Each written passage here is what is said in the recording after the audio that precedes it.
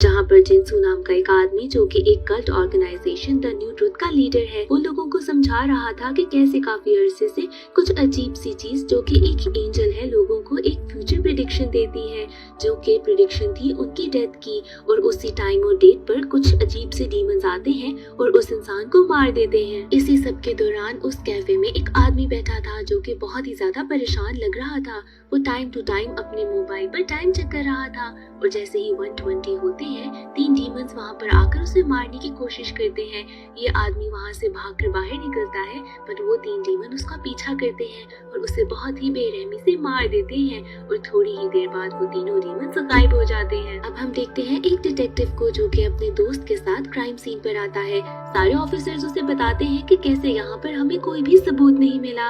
अब साथ ही एक सेमिनार चल रहा था जहाँ पे जिनसू लोगों को बता रहा था कि ये सारा गॉड एक्ट है और वो लोग जिन्होंने अपनी लाइफ में बहुत कुछ बुरा किया है, जैसे कि कोई मर्डर किया हो, किसी को नुकसान पहुंचाया हो या रेप किया हो, ऐसी हरकतों की वजह से वो पनिश हो रहे हैं। डिटेक्टिव जिनसू के पास आकर उससे इंफॉर्मेशन लेता है जिसके बाद वो बताता है कि कैसे ये सारा गॉड एक्ट है और पुलिस को इसमें इंटरफेयर नहीं करना चाहिए। अब साथ ही डिटेक्टिव को यहाँ पर अपनी बेटी नजर आती है जिसके बाद जिनसू बताता है कि आपकी बेटी मेरी यहाँ पर एक वॉलंटियर है और अगर आपको पसंद नहीं तो आप इसको लेकर जा सकते हैं। साथ ही वो अपने बचपन की स्टोरी भी बताता है कि कैसे मैं एक ऑर्फन था और बहुत सालों से ऑर्फनेज में रह रहा था। उसने अपनी पूरी जिंदगी सिर्फ मौत की ख्वाहिश में गुजारी थी, जिसके बाद वो सिर्फ ये चाहता था कि लोगों को ना पता चले कि उसने अपनी जान दे दी है और इस मकसद के लिए वो तिब्बत गया था। पर वहाँ पर उसने यही 3 क्रीचर्स एक आदमी को मारते हुए देखे थे, जिसके बाद वो समझ गया था कि ये सारा गॉड एक्ट है और गॉड की मर्जी के बगैर कुछ भी नहीं हो सकता।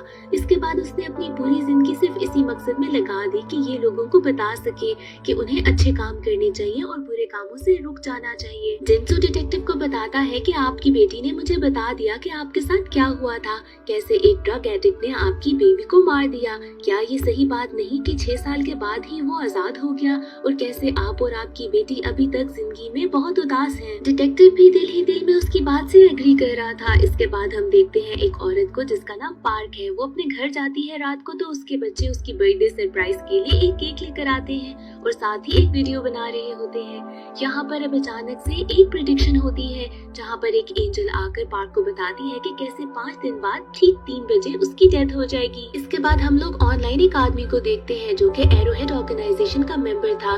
ये भी द न्यू ट्रुथ कल्ट के साथ ही काम करते थे। ये सारे लोग इस ऑर्गेनाइजेशन के बस गुंडे और बदमाश थे जो कि क्रिमिनल रिकॉर्ड्स को ऑनलाइन सबके सामने लेकर आते थे। ये ऑनलाइन उस आदमी के बारे में बता रहा था कि कैसे वो सब लोगों को समझा रहा है कि ये सब कुछ जो हो रहा है इसमें गॉड का कोई लेना देना नहीं और ये बात एरोहेड के बिल्कुल अगेंस्ट थी। इसलिए ये लोग उस आदमी को पकड़कर बहुत ही ज्यादा मारते हैं। जिसके बाद ये नॉवेलिस्ट अपनी लॉयर मिन के साथ जाता है डिटेक्टिव के पास। मिन डिटेक्टिव को बताती है कि कैसे एरोहेड के लोग अपने बिलीव्स को पूरा करने के लिए किसी भी हद तक पहुंच जाएंगे।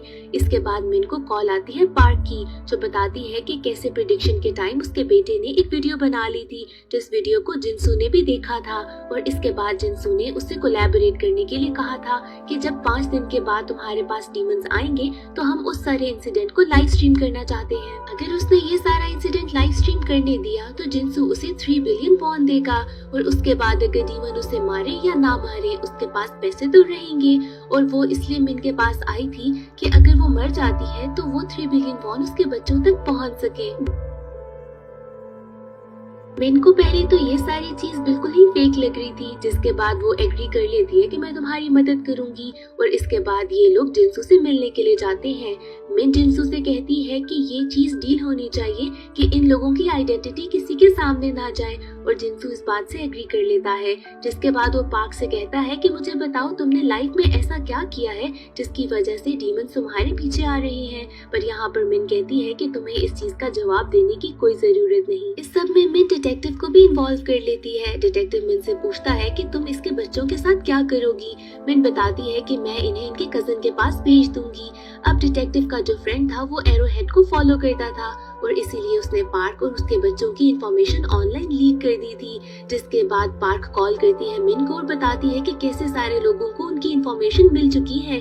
जिसके बाद वो इन बच्चों को कनाडा भेज देते हैं। अब डिटेक्टिव को अपनी बेटी की कॉल आती है जो उसे बताती है कि मैं अपनी दोस्त के घर स्टे कर रही हूँ, बल्कि इनफैक्ट वो रियलिटी में जिंसू के साथ थी। वो जिंसू से शेयर करती है कि उसकी फॉल्ट है कि उसकी मॉम की डेथ हो गई।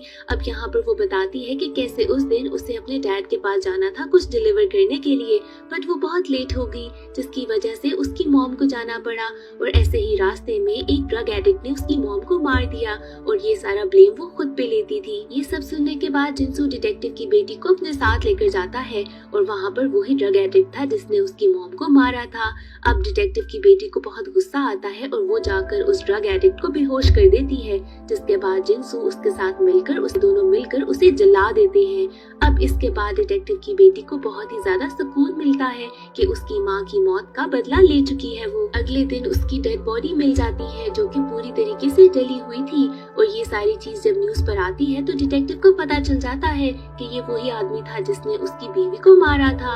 अब वो दिन आ गया था जिस दिन पार्क को मारने के लिए डीमंस ने आना था। इस सब चीज को देखने के लिए बहुत सारे वीआईपी लोग भी आते हैं जिन्होंने मास्क पहने हुए थे। और जैसे ही वक्त करीब आने लगता है पार्क बहुत परेशान हो जाती है। सबकी नजरें घड़ी पर थी कि जैसे ही वक्त पूरा होगा क्या डीमंस आएंगे कि नहीं। जैसे ही वक्त पूरा होता है तो 3 डीमंस आते हैं और पार्क को मारने लगते हैं। डिटेक्टिव बहुत कोशिश करता है कि पार्क को बचाए पर यहाँ पर वो कुछ नहीं कर पाता।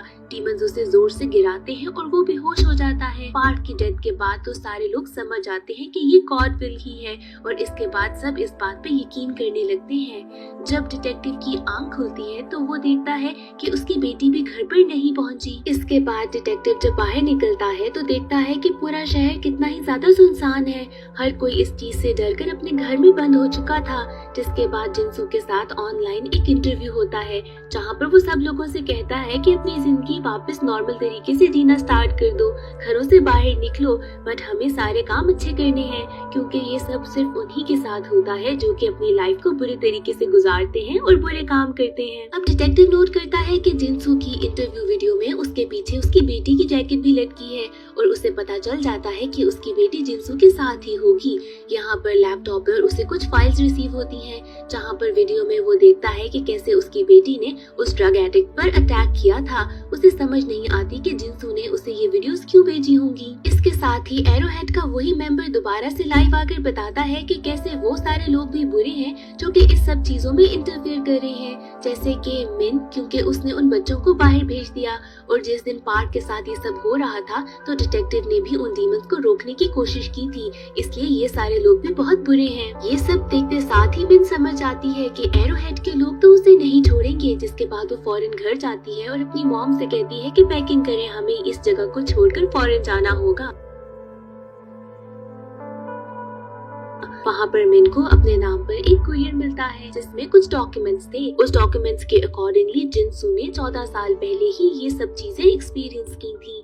अब ये नहीं पता था कि उसने ऐसा क्या किया है जिसकी वजह से उसने भी प्रेडिक्शन ले ली थी। वो ये फोल्डर लेकर जाती है पुलिस स्टेशन जहाँ पर वो देखती है कि वो भी बिल्कुल पूरा खाली था और एरोहेड के लोगों ने वहाँ पर भी बहुत ही बुरे तरीके से तबाही कर दी थी। अब यहाँ पर उसके कुलीग की कॉल आती है कि एरोहेड के लोगों ने उसे बहुत बुरे तरीके से मारा है, जिसकी वजह से मिन अपनी मॉम के साथ फौरन एयरपोर्ट के लिए निकल पड़ती है। पर इससे पहले कि वो ये जगह छोड़कर जा सकते, एरोहेड के लोग आते हैं और मिन और उसकी मॉम को बहुत बुरी तरीके से मारते हैं। जिसके बाद ये बहुत मुश्किल से अपनी मॉम को हॉस्पिटल लेकर जाती है। वहाँ पर वो नोट करती है कि आसपास के लोग उसे बहुत ही बुरे तरीके से देख रहे हैं। उन सब लोगों को पता था कि ये वही है जिसने गॉड विल में इंटरफेरेंस करने की कोशिश की थी। अब डिटेक्टिव जाता है जिंसू के घर अपनी बेटी को ढूंढते हुए। वहाँ पर उसे जिंसू नहीं मिलता और बाहर बहुत सारे लोग थे जो कि जानते थे कि ये वही डिटेक्टिव है जिसने पार्क को बचाने की कोशिश की थी। यहाँ पर ये लोग बहुत ज्यादा उसे मारते हैं कि अचानक से जिंसू की कॉल आती है। डिटेक्टिव सब लोगों को बताता है कि जिंसू की कॉल है और सब लोग उसे मारना छोड़ देते हैं। जिसके बाद जिंसू उसे बताता है कि मेरे बताए हुए एड्रेस पर आ जाओ। अब दूसरी तरफ हम देखते हैं कि मिन जाती है उसी आदमी के पास जिसने वो पार्सल भेजा था। वो आदमी कहता है कि मेरे पास वो सारा इंटरव्यू है जिसमें जिनसू ने अपनी सारी रियलिटी बताई थी, बट वो ये सब कहकर वो चीज डिलीट कर देता है। मिन जब उससे पूछती है कि तुमने ये डिलीट क्यों किया, तो वो कहता है कि जिनसू कुछ दिन पहले मेरे पास आया था। उसने मुझे एक ऑफर दी कि मैं तुम्हें द न्यू ट्रुथ का लीडर बना दूंगा अगर तुमने मेरे सारे डॉक्यूमेंट्स को डिलीट कर दिया। अब इसके बाद मिन भी वहाँ से जाने लगती है और बाहर उससे बहुत सारे लोग मिलते हैं जो कि उसे मारने लगते हैं। वो इतनी ज्यादा जख्मी हो जाती है जिसके बाद वो लोग उसे एक जगह पर छोड़ के भाग जाते हैं। अब डिटेक्टिव पहुंचता है उस लोकेशन पे जो कि जिनसू ने उसे भेजी थी। वहाँ पर जिनसू खुद डिटेक्टिव का वेट कर रहा था। जब डिटेक्टिव आता है तो जिनसू उसे कहता है कि मेरी प्रेडिक्शन भी हो चुकी है 14 साल पहले और मेरी प्रेडिक्शन का टाइम 10 मिनट बाद खत्म होने वाला है, जिसके बाद डीमंस मुझे भी आके मार देंगे। पर मुझे नहीं पता कि मैंने ऐसा क्या किया था जिसकी वजह से मुझे प्रेडिक्शन मिली। पूरी जिंदगी मैंने उस वजह को ढूंढने में लगा दी और इसी वजह से मैंने पूरी जिंदगी बहुत डर कर जी है और शायद इसी वजह से मैं अच्छे काम करता रहा। अब मैं भी ये चाहता हूँ कि पूरी दुनिया में लोग डर कर जिंदगी गुजारें और अच्छे काम करें ताकि बुराई यहाँ से खत्म हो जाए। डिटेक्टिव बहुत ज्यादा गुस्से में था। वो पूछता है कि मेरी बेटी कहाँ है। जिनसू कहता है कि तुम घबराओ नहीं, वो घर पर तुम्हारा वेट कर रही है। अब तुम्हारे पास दो ऑप्शंस है, या तो तुम मेरी मौत की वीडियो बनाकर अपलोड कर दोगे तो मैं तुम्हारी वीडियो भी अपलोड कर दूंगा जिसमें तुम्हारी बेटी उस ड्रग एडिक्ट को मार रही है, या तो सेकंड ऑप्शन ये है कि जब मैं मर जाऊं तो तुम मेरी बॉडी को कहीं ठिकाने लगा दो और किसी को भी पता ना चले कि मेरे साथ भी ऐसे हुआ है। अब जैसे ही 10 मिनट पूरे होते हैं हम देखते हैं कि कैसे वहाँ पर डीमंस आते हैं और जिनसू को मार देते हैं। अब इसके बाद उसकी बॉडी को ठिकाने लगाकर डिटेक्टिव पहुंचता है अपने घर जहां पर उसकी बेटी उसका वेट कर रही थी। स्टोरी शिफ्ट हो जाती है 4 साल के बाद की, जहां पर लोग तो इस बात पे यकीन करने लगे थे। इवन के डीमंस के बहुत ज्यादा जगहों पर स्टैटूज भी बन गए थे। हम यहाँ पर देखते हैं कि एक कैंपिंग वीडियो चल रही थी जो कि ये कल्ट ही चला रहा था। उसमें उन सारे लोगों को बताया जा रहा था कि जो लोग अपनी प्रेडिक्शंस को छुपा रहे हैं ताकि यहाँ पर आकर उनको मारा ना जाए, उन लोगों को सामने आना चाहिए और अपनी स्टोरी खुलकर बतानी चाहिए। अब यहाँ पर एक प्रोडक्शन टीम थी लेकिन वीडियो एडिटिंग कुछ खास पसंद नहीं आई थी। अब एडिटिंग का काम दिया जाता है मिस्टर बे को जो कि खुद इस काम से बहुत तंग आ चुका था। अभी रिसेंटली उसका एक न्यूबॉर्न बेबी हुआ था और वो अब तक उससे मिल भी नहीं पाया था। उसकी कुछ तबीयत ठीक नहीं थी इसलिए उसको इंटेंसिव केयर में रखा गया था। अब यहाँ पर वो दोबारा से एडिटिंग करने के लिए अपने दोस्त के पास जाता है पर वो डेस्क पर नहीं था। बे को वहाँ पर एक विजिटिंग कार्ड मिलता है जिसके पीछे एक एड्रेस भी था किसी फिशिंग स्पॉट का। साथ ही उसका दोस्त आता है। बे उसे कहता है कि चलो दोबारा से एडिटिंग के लिए, पर उसका दोस्त बहाना करता है कि मुझे मेरी बीवी के पास जाना है तो तुम ये काम अकेले कर लो। उसका दोस्त थोड़ा परेशान लग रहा था। साथ ही उसकी वाइफ की कॉल आ जाती है। वो बे से कहती है कि मैं तुम्हें एक वीडियो बना कर देती हूँ तुम्हारे न्यूबॉर्न बेबी की, जिसके बाद वो इंटेंसिव केयर में जाती है क्योंकि उसके बेबी की तबीयत कुछ खास ठीक नहीं थी। वहाँ पे वो कैमरा ऑन करती है और साथ ही उसके बेबी को प्रेडिक्शन मिल जाती है कि कुछ अरसे बाद उसकी भी डेथ हो जाएगी। प्रेडिक्शन के अकॉर्डिंगली उसके बेबी की डेथ 5 दिन के बाद हो जाएगी।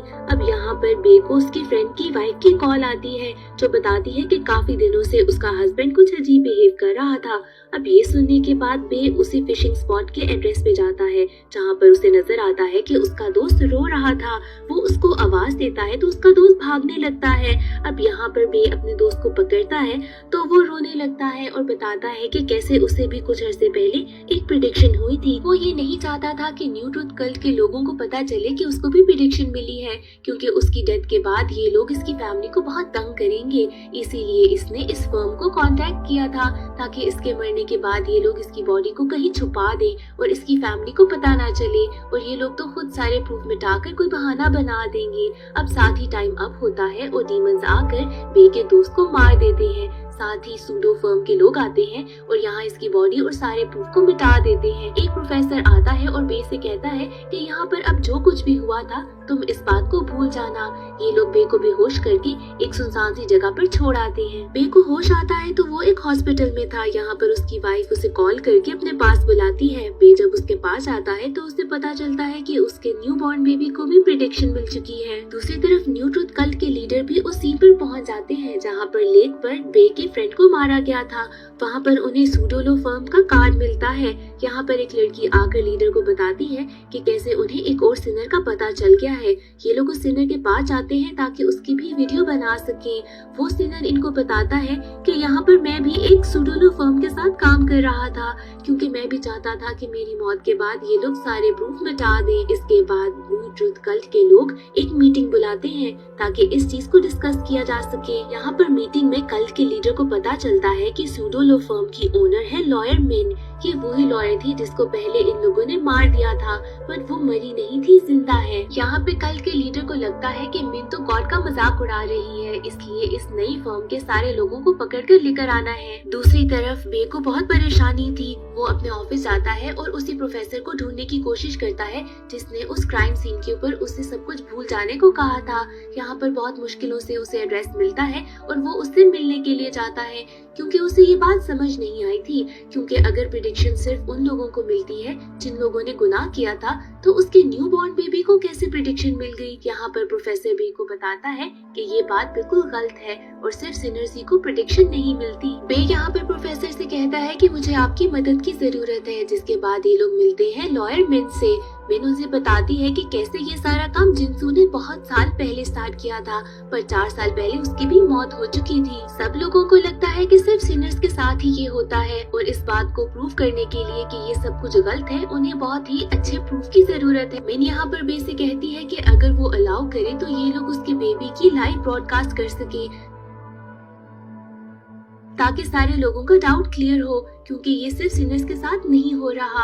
अब ये बात सुनकर तो बे बहुत ज्यादा गुस्से में आता है और इन सब लोगों पे चिल्लाने लगता है। मिन यहाँ पर बे को थोड़ी तसल्ली देती है और बताती है कि कैसे तुम्हारी मर्जी के बगैर कुछ किया नहीं जाएगा। साथ वो ये भी बताती है कि कैसे 4 साल पहले पार्क की लाइव ब्रॉडकास्ट को वो रोक नहीं पाई और हर एक को यकीन हो गया कि ये सारा काम गॉड का ही है, और अब इसलिए वो मिन खुद को ही ब्लेम करती है। प्रोफेसर साथ बताते हैं कि उनकी भी एक बेटी थी।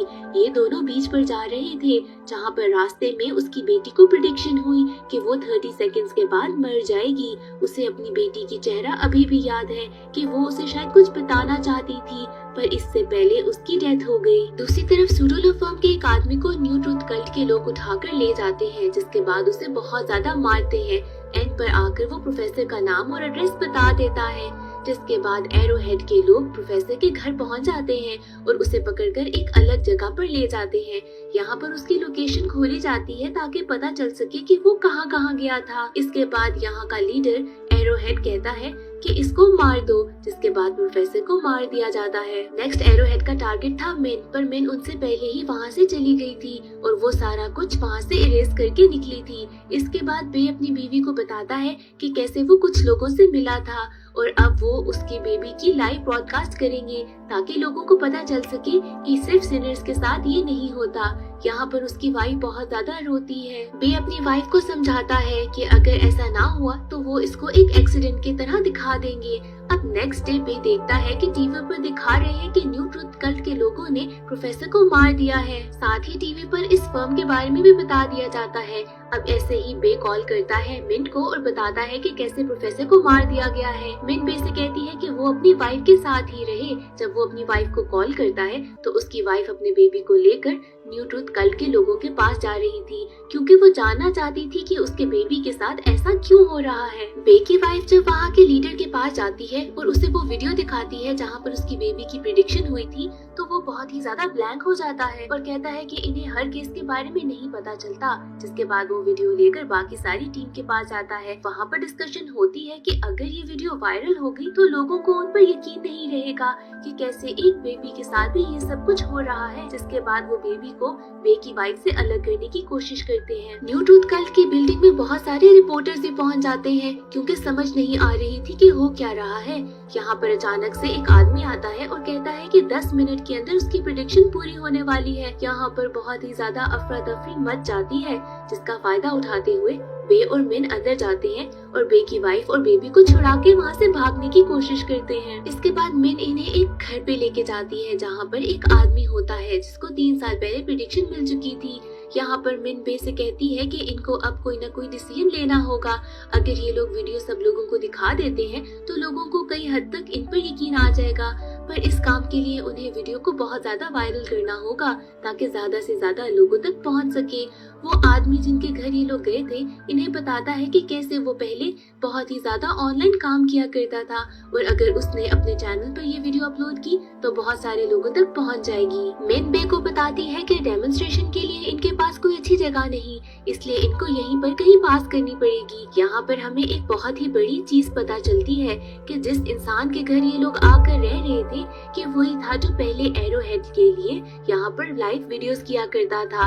इसके बाद हम देखते हैं कि कैसे ये आदमी घर से बाहर जाता है और कल्ट वालों को फोन करके बताता है कि कैसे वो छोटा बेबी इनके घर ही है। अब वहाँ पर लीडर इसको बहुत ही मजे से माइंड गेम के साथ कंफ्यूज करता है और बताता है कि कैसे गॉड ने ये सब कुछ प्लान इसीलिए किया क्योंकि यहाँ पर इस आदमी की भी डेमोन्स्ट्रेशन बेबी की 5 मिनट के बाद की थी। इसलिए वो उसे कहता है कि जैसे ही बेबी की डेथ हो जाए हर चीज को मिटा देना ताकि लोगों तक ये बात ना पहुंच सके कि एक बेबी को भी इस तरह से प्रेडिक्शन आई है, वरना कोई भी न्यू ट्रुथ लोगों पर यकीन नहीं करेगा। इस बात को सुनते साथ ही वो आदमी कहता है कि ठीक है मैं ऐसा ही करूँगा, जिसके बाद वो बिल्कुल ही पागलों वाली हालत में पहुंच जाता है अपने घर। वहाँ पर वो बे से मिलता है और उसे बताता है कि मैं तुम्हें और तुम्हारी वाइफ को मार दूंगा। वो बे पर हमला करता है और उसको बेहोश कर देता है, जिसके बाद वो ऊपर जाता है ताकि बे की वाइफ और बेबी को भी मार सके। यहाँ पर अचानक से मिन उस आदमी पर हमला करती है और बेबी को बचा लेती है। अब टाइम ऊपर हो चुका था और यहाँ पर आ जाते हैं वो डीमंस बेबी को मारने के लिए। मिन उन डीमन से बहुत लड़ने की कोशिश करती है। अब बे को भी होश आ जाता है और वो अपने बेबी को बचाने के लिए खुद को और अपनी वाइफ के बीच में बेबी को बचाकर बांध लेते हैं। इसके बाद डीमंस जैसे ही उन पर हमला करते हैं बे और उसकी वाइफ जल जाते हैं और बेबी बच जाता है। इसके बाद मिन बेबी को उठाती है और वहाँ से भागने लगती है। वही आदमी इनके पास दोबारा आता है मारने के लिए, पर डीमंस अब उस पर अटैक करते हैं और उसको मार देते हैं। सब लोग जमा हो चुके थे और देखते हैं कि कैसे बेबी बच चुका है। इतने में यहाँ पर न्यू ट्रुथ कल के लोग भी पहुँच जाते हैं। वहाँ का लीडर जब यहाँ पर आकर सब कुछ देखता है तो लोग यहाँ पर बहुत ही ज्यादा गुस्सा थे। यहाँ पर वो लीडर एक आदमी को मारता है, जिसके बाद पुलिस उस लीडर को ले जाती है। इसके बाद हम देखते हैं कि मिन बेबी के साथ एक टैक्सी में बैठ चुकी है। टैक्सी ड्राइवर यहाँ मिन से कहता है कि इंसानों की दुनिया बहुत अजीब है, इन्हें अपने मसले खुद सुलझाने चाहिए। हो सकता है कि ये टैक्सी ड्राइवर वही डिटेक्टिव हो, क्योंकि यहाँ पर उसका चेहरा ठीक से दिखाया नहीं जाता। अब यहाँ पर हम देखते हैं कि कैसे पार्क की खुद बॉडी जिंदा हो गई है। हो सकता है कि बेबी के बचने के बाद वो सारे लोग जो इस वजह से मरे थे दोबारा जिंदा हो जाएं। अब ये सारी बात तो हमें नेक्स्ट सीजन में पता चलेगी। ये सीजन यहीं पर खत्म हो जाता है।